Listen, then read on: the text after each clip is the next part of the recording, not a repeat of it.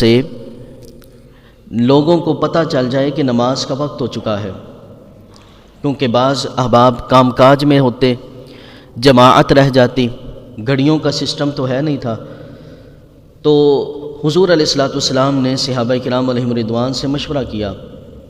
ایک صحابی نے مشورہ یہ دیا کہ یا رسول اللہ صلی اللہ علیہ وآلہ وسلم، جب نماز کا وقت ہو جائے نا تو ایک جھنڈا نصب کر دیا جائے، ایک جھنڈا لگا دیا جائے، اس جھنڈے کو دیکھ کر سارے حرم میں آ جایا کریں، مسجد میں آ جایا کریں۔ نبی کریم علیہ الصلوۃ والسلام کو یہ مشورہ پسند نہ آیا۔ پھر ایک صحابی رسول نے یہ کہا کہ یا رسول اللہ صلی اللہ علیہ وآلہ وسلم، جب نماز کا وقت ہو تو بغل بجا دی جائے۔ تو نبی کریم علیہ الصلوۃ والسلام نے فرمایا کہ یہ یہودیوں کا طریقہ ہے، ایک آلہ ہوتا ہے، اس میں پھونک ماریں تو آواز پیدا ہوتی ہے، اسے بغل کہتے ہیں۔ کہا کہ یہودی جب اپنی عبادت کی ابتدا میں اپنے وقت کا اعلان کرتے ہیں تو وہ بغل بجاتے ہیں۔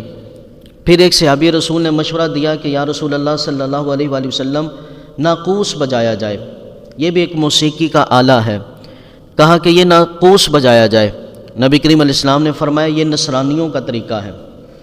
آپ ذرا غور کریں کہ نماز کے لیے بلانا ہے اور اتنے انداز میں کوئی ایسا عمل ہی کرنا ہے کہ جس سے پتہ چل جائے نماز کا وقت ہو رہا ہے، لیکن رسول پاک اس میں بھی یہ چاہتے ہیں کہ طریقہ وہ ہو جو نہ یہودیوں کا ہو نہ عیسائیوں کا ہو، وہ طریقہ حضور علیہ الصلوۃ والسلام، تو یقیناً حضور وہ طریقہ پسند نہیں فرماتے تھے کہ جو یہودیوں یا نصرانیوں سے ملتا ہو۔ آج ہم اپنی زندگی کے گوشے کا جائزہ خود لے لیں کہ ہماری زندگی کے کتنے کام ایسے ہیں جو یہودیوں کے طریقے پہ ہو رہے ہیں یا نصرانیوں کے طریقے پہ ہو رہے ہیں، اور رسول پاک کے طریقے پر ہم کتنا عمل کر رہے ہیں۔ خیر، یہ مشورہ چل رہا تھا کہ نبی کریم علیہ الصلوۃ والسلام نے اس نشست کو برخاست کیا۔ عبداللہ بن زید رضی اللہ تعالی عنہ صحابی رسول، وہ بھی متجسس تھے اس بارے میں کہ کون سا عمل ہونا چاہیے کہ لوگوں کو پتہ چل جائے کہ نماز کا وقت ہوا ہے۔ اسی اثناء میں وہ جب رات کو سوئے تو خواب کے اندر انہوں نے دیکھا کہ کوئی کہنے والا کہہ رہا تھا اللہ اکبر اللہ اکبر اللہ اکبر اللہ اکبر، اشہد ان لا الہ الا اللہ، اشہد ان لا الہ الا اللہ، اشہد ان محمد الرسول اللہ، اشہد ان محمد الرسول اللہ، حی علی الصلاۃ حی علی الصلاۃ حی علی الفلاح حی علی الفلاح، اللہ اکبر لا الہ الا اللہ۔ یہ کلمات عبداللہ بن زید نے اپنے خواب میں دیکھے۔ جب صبح ہوئی تو رسول پاک صلی اللہ علیہ وآلہ وسلم کے پاس آ گئے، کہنے لگے یا رسول اللہ صلی اللہ علیہ وآلہ وسلم، میں نے خواب میں یہ کلمات سنے ہیں۔ رسول پاک نے فرمایا جاؤ بلال کو سکھاؤ، یہی ہماری اذان ہے، یہی ہماری اذان ہے۔ 2 ہجری کے اندر اذان کی ابتدا کی گئی۔ ویسے تو اذان، یہ جو کلمات ہیں نا، یہ کلمات یہ سب سے پہلے جبریل نے آدم علیہ السلام کو سنائے تھے۔ جب حضرت آدم علیہ السلام زمین پہ تشریف لائے تو انہیں گھبراہٹ ہوتی تھی، اکیلے تھے دنیا میں، اور جنت کو چھوڑ کر آنا کون سی چھوٹی بات ہے، وہاں کی بہاروں کو، وہاں کی رونقوں کو چھوڑ کر ویران دنیا میں آ جانا۔ حضرت آدم علیہ السلام کو گھبراہٹ محسوس ہوتی تھی۔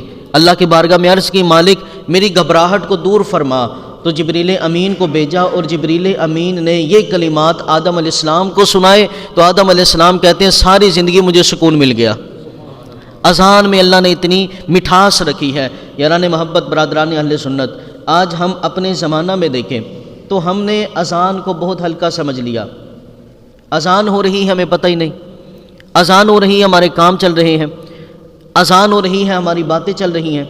پہلے زمانے میں نا جب گھر میں ٹی وی لگا ہوتا تھا تو جیسے ہی اذان کی آواز آتی تو ایک بوڑھا بولا کرتا تھا بیٹا ٹی وی بند کر دو کہ اذان ہو رہی ہے۔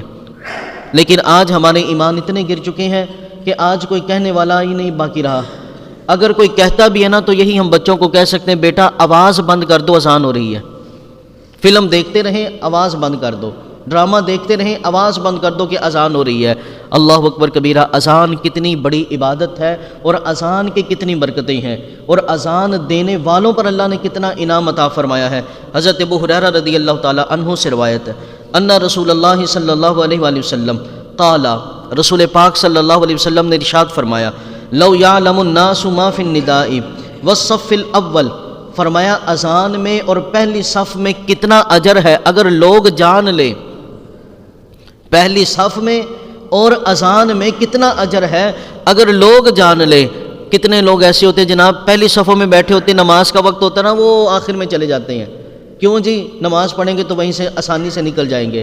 لیکن میرے رسول پاک صلی اللہ علیہ وسلم نے فرمایا اذان اور پہلی صف کے اندر کتنا اجر ہے، اگر لوگوں کو پتہ چل جائے نا تو میرے رسول پاک نے فرمایا کہ لوگ جب پہلی صف میں آنے کے لیے اتنا جھگڑا کریں گے کہ قرعہ ڈالا کریں گے، پرچی ڈالا کریں گے، اگر انہیں بتا دیا جائے کہ اس میں کتنا اجر ہے تو اللہ اکبر کبیرہ۔ ایک حدیث پاک میں یہاں تک ارشاد فرمایا اگر میں بتا دوں نا کتنا اجر ہے تو لوگ پہلی صف میں بیٹھنے کے لیے جھگڑا کریں گے، تلواریں نکال لیں گے، اتنا اجر پہلی صف کے اندر موجود ہے۔ تو یاران محبت، برادران اہل سنت، کوشش کیا کریں مسجد میں جلدی تشریف لایا کریں اور پہلی صفوں میں آ کر بیٹھا کریں۔ اور یہاں پر ایک اور بات بھی یاد رکھیں کہ بزرگوں کا ادب کریں، بڑوں کا ادب کریں، لیکن اپنی نیکی کو ایثار نہ کریں۔ ہمیں نیکی کا ایثار کرنے کی اجازت نہیں، ہمیں نیکیوں میں سبقت لے جانے کی اجازت ہے، ہمیں نیکیوں میں سبقت۔ اب پیچھے کوئی باریک شخص کھڑا ہونا یا کوئی پگڑی امامے والا تو کیا ہوتا ہے جناب، اسے کہا جاتا ہے کہ آپ پہلی صف میں آ جائیں، ہم پیچھے چلے جاتے ہیں۔ پہلی صف کے اجر کو سیکھیں، پہلی صف کے اجر کو دیکھیں۔ ٹھیک ہے آپ بڑوں کا ادب کریں، داڑھی کا ادب کریں، امامے کا ادب کریں، لیکن نیکی کو قربان نہ کریں۔ نیکیوں میں سبقت لے جانے کا ہمیں حکم ہے، اور ہمارا اسلام تو ہے بھی ایسا خوبصورت۔ حضرت اسود، نام اسود عربی میں نا اسود کالے کو کہتے ہیں، اور ان کا رنگ مبارک بھی اسود تھا۔ وہ آگے اور حضور علیہ السلام کی بارگاہ میں کہنے لگے یا رسول اللہ میں کلمہ پڑھنا چاہتا ہوں، مجھے بتائیں کہ اسلام کا حسن کیا ہے۔ میرے آقا کریم علیہ السلام نے فرمایا میرے اسلام کا حسن یہ ہے اذان ہو جائے نماز کے لیے، جماعت کے لیے صحابہ اکٹھے ہو جائیں۔ فرمایا اسود اگر تو پہلے آئے گا تو آگے تو ہی بیٹھے گا، ابو بکر بعد میں آئیں گے تو ابو بکر بعد میں بیٹھیں گے، کوئی یہ نہیں کہے گا کہ ابو بکر آگے تو اب پیچھے ہو جا اور ادھر ابو بکر کو جگہ دے دے۔ فرمایا نہیں اسود یہ میرے اسلام کا حسن ہے، ایک ہی صف میں کھڑے ہو گئے ایاز و محمود، نہ کوئی بندہ رہا نہ کوئی بندہ نواز، یہ ایک اسلام کا خوبصورت حسن ہے۔ فرمایا کہ اذان میں اللہ نے اذان اور پہلی صف کے اندر اللہ نے اتنا اجر رکھا ہے۔ اسی طرح حضرت عبد الرحمن بن ابو صعصع رضی اللہ تعالی عنہ آپ کیا فرماتے ہیں، کہتے ہیں میں اپنے والد سے روایت کرتے ہیں، کہتے ہیں کہ انہوں نے مجھے بتایا کہ ان ابا سعید الخدری رضی اللہ تعالی عنہ، کہ حضرت ابو سعید خدری رضی اللہ تعالی عنہ نے کہا کہ انی اراک تحب الغنم والبادیۃ، کہا کہ اے ابو عبد الرحمن میں تجھے دیکھتا ہوں کہ تو بکریوں میں رہتا ہے، بکریوں کو چراتے رہتے ہو، اور میں نے تمہیں دیکھا کہ تم جنگل میں رہتے ہو۔ آج بڑے لوگوں کو شکایت ہوتی ہے جناب چھت پہ جائیں تو عجیب عجیب آوازیں آتی ہیں، لوگوں کو یہ بھی بڑی شکایت ہوتی ہے کہ جناب ہم اوپر کمرے میں جائیں تو وہاں سے ڈرونی ڈرونی آوازیں آتی ہیں، اور ہم نے کیا سوچ بنا لی ہے، کسی نے کر دیتا ہے، کسی نے کر دیتا ہے۔ میرے پاس جب ایسے لوگ آتے ہیں نا میں کہتا ہوں یار 14ویں صدی کے جادوگر اتنے ویلے بیٹھے ہوئے ہیں، وہ ہر بندہ کہتا ہے جناب میرے تے کالا جادو ہو گیا، ہر بندہ یہ کہتا پھرتا ہے جناب میرے تے کالا جادو ہو گیا۔ کبھی ہم نے یہ نہیں سوچا کہ بھائی کرنے والوں نے کیا کرنا ہے، ہم نے اپنے ساتھ کیا کیا ہے، وہ کسی نے کیا جادو کرنا ہے، ہم نے خود اپنے ساتھ یہ سب کچھ کر دیا ہوا ہے۔ کبھی آپ نے پیٹی بند کرتے ہوئے بسم اللہ پڑھی ہے؟ لوگ کہتے ہیں پیٹی بند تھی اور آگ لگ گئی، یہ سارے شیطان کے کام ہوتے ہیں، یہ سارے شیطان اور جنات کے کام ہوتے ہیں۔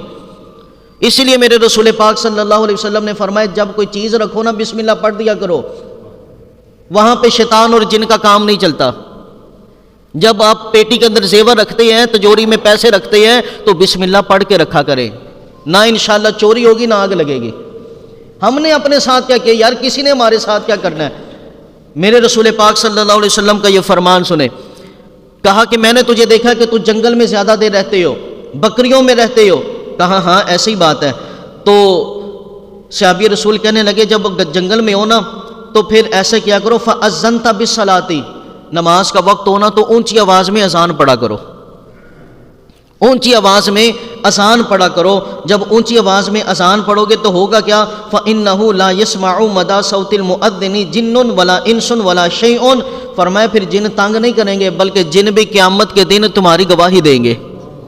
فرمایا جہاں جہاں تک انسان مؤذن کی اذان کی آواز جاتی ہے، فرمایا وہاں وہاں جتنے جنات ہوتے ہیں، جتنے انسان ہوتے ہیں اور جتنے اللہ کی مخلوقات ہوتی ہیں، یہ سب قیامت کے دن اس انسان کی گواہی دیں گے۔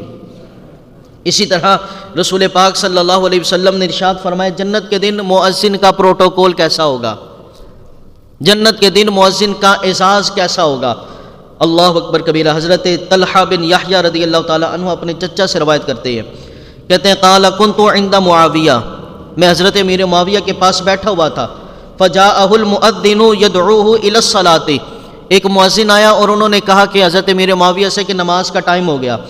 جب حضرت امیر معاویہ نے اتنا سنا تو فقال معاویہ، تو حضرت معاویہ نے سنا اور سمعت رسول اللہ صلی اللہ علیہ وسلم، حضرت امیر معاویہ کہنے لگے میں نے رسول پاک صلی اللہ علیہ وسلم سے سنا ہے، یقول المؤذنون اطول الناس اعناقا یوم القیامہ، قیامت کے دن مؤذن کی گردن سب سے اونچی ہوگی۔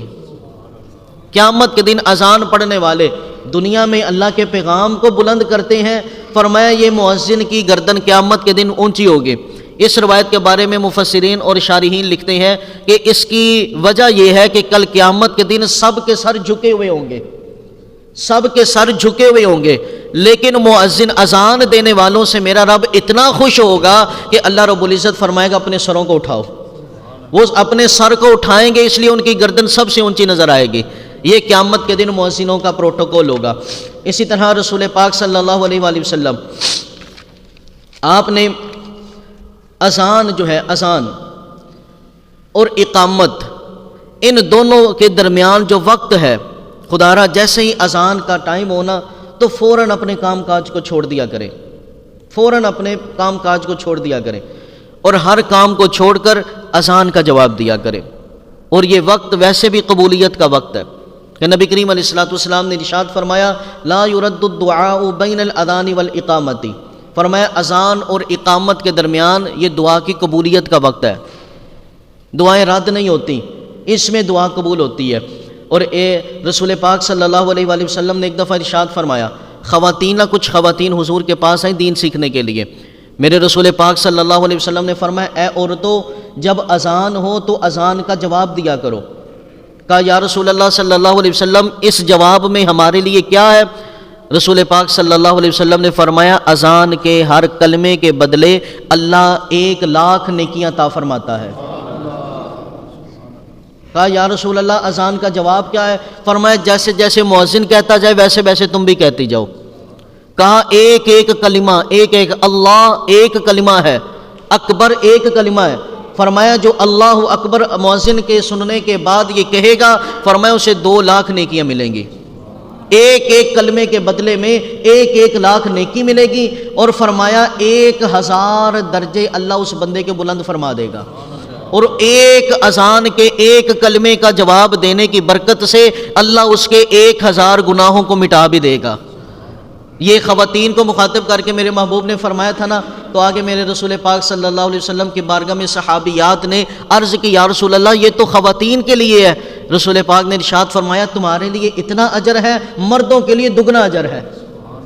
بولو تو صحیح ہے، مردوں کے لیے 2 گنا زیادہ اجر ہے۔ مرد اگر اذان سن کے کلمے کا جواب دیں گے تو ایک کلمے کے بدلے 2,00,000 نیکی اللہ عطا فرمائے گا۔ تو یاران محبت کتنی نیکیاں ہم ضائع کر رہے ہیں، کتنا خوبصورت ویلا ہم ضائع کر رہے ہیں۔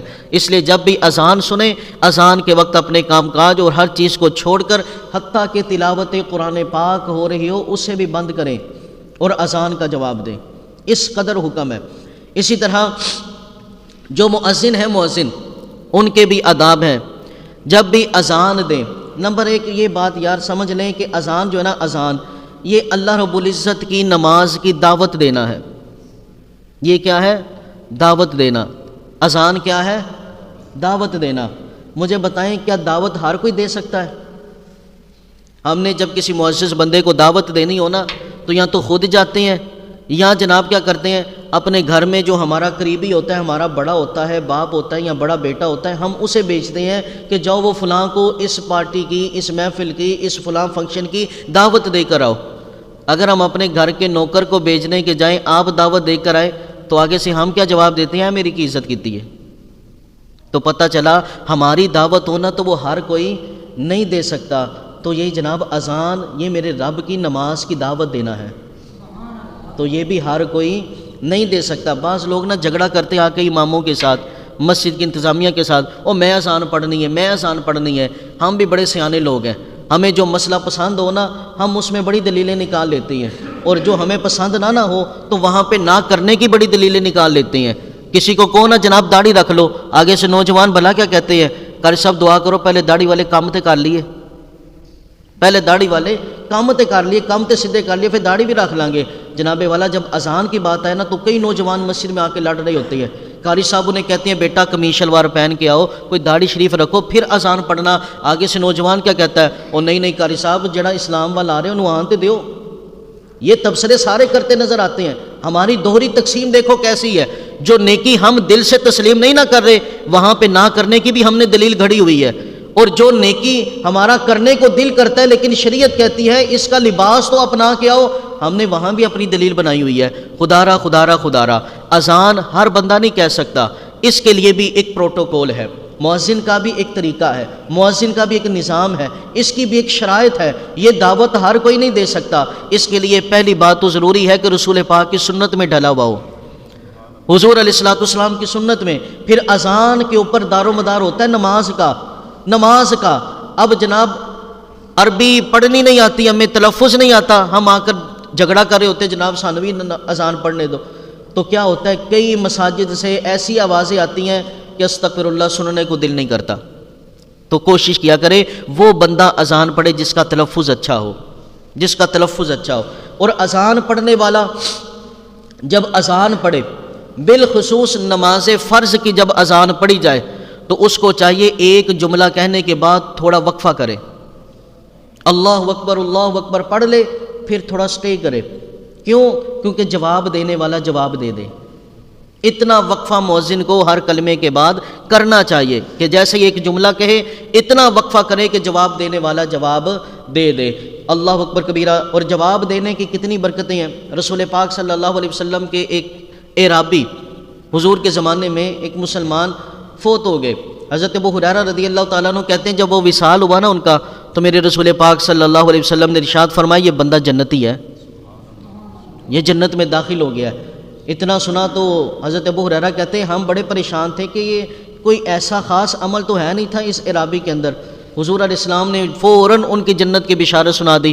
کہتے کہ ہم ان کے گھر میں چلے گئے، ہم نے ان کے گھر والوں سے پوچھا کہ حضرت کا کیا عمل تھا، تو ان کے گھر والوں نے بتایا کوئی خاص عمل تو نہیں تھا، لیکن ہاں جب بھی اذان ہوتی تھی نا سارے کام چھوڑ کر اذان کا جواب دیا کرتے تھے، سارے کام چھوڑ کر اذان کا جواب دیا کرتے تھے۔ آج میں کسی کو میسج بھیجوں نا کیا حال ہے آپ کا، آگے سے وہ جواب نہ دے تو مجھے بڑا وٹ چڑھتا ہے کہ جناب میں میسج کیتا تو میرا جواب ہی نہیں دیتا، تو سوچو اللہ کتنا غضبناک ہوتا ہوگا جب اس کا پیغام پہنچتا ہوگا ہم جواب ہی نہیں دیتے، ہمیں پتہ ہی کوئی نہیں جناب۔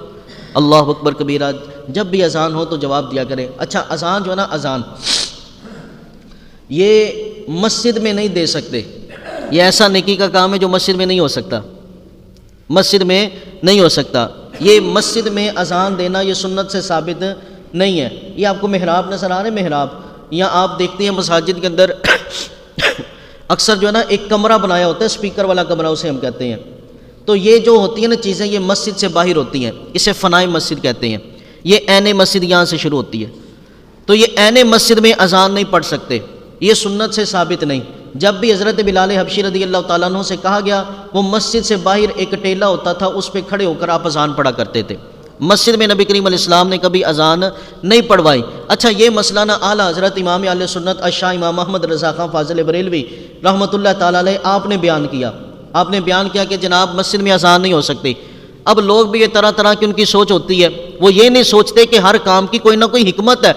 اذان کی حکمت کیا ہے؟ بلانا۔ مسجد میں جو آ کر بیٹھے ہوئے ان کو کیا بلانا ہے بھائی؟ اذان کا مقصد ہوتا ہے کہ بلانا۔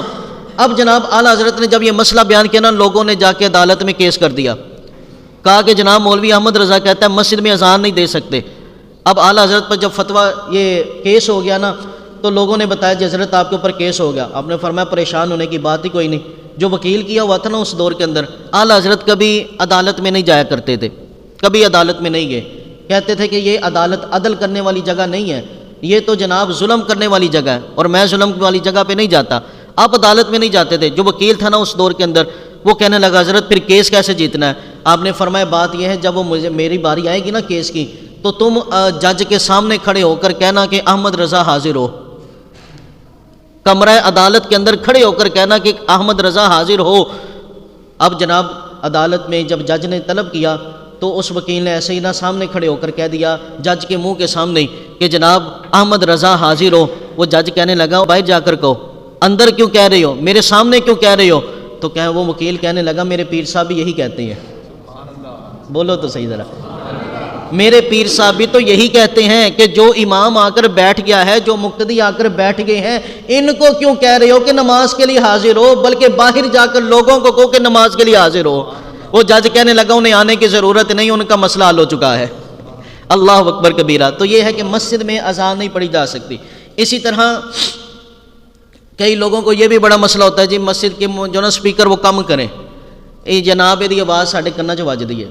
لیکن سنو یارو, تھوڑی دیر اپنی طبیعت کو ہم تبدیل کر لیں, لیکن اس کا اجر کتنا ہے اور اس اذان کے آواز کی برکتیں کتنی ہیں. رسول پاک صلی اللہ علیہ وآلہ وسلم نے ارشاد فرمایا جہاں جہاں تک مؤذن کی آواز جاتی ہے نا, اللہ کریم مؤذن کی بھی بخشش فرما دیتا ہے, اور جہاں جہاں تک اس کی آواز جاتی ہے سب کی بخشش فرما دیتا ہے. اذان کی آواز جس جس کے کانوں میں پہنچ جاتی ہے فرمایا اللہ اس کی بخشش فرما دیتا ہے. اور فرمایا کہ جہاں پہ اذان دی جاتی ہے نا, اذان دی جاتی ہے. اب لوگوں کو یہ بھی بڑا مسئلہ ہے کہ جناب قبر پہ اذان کیوں پڑھتے ہو؟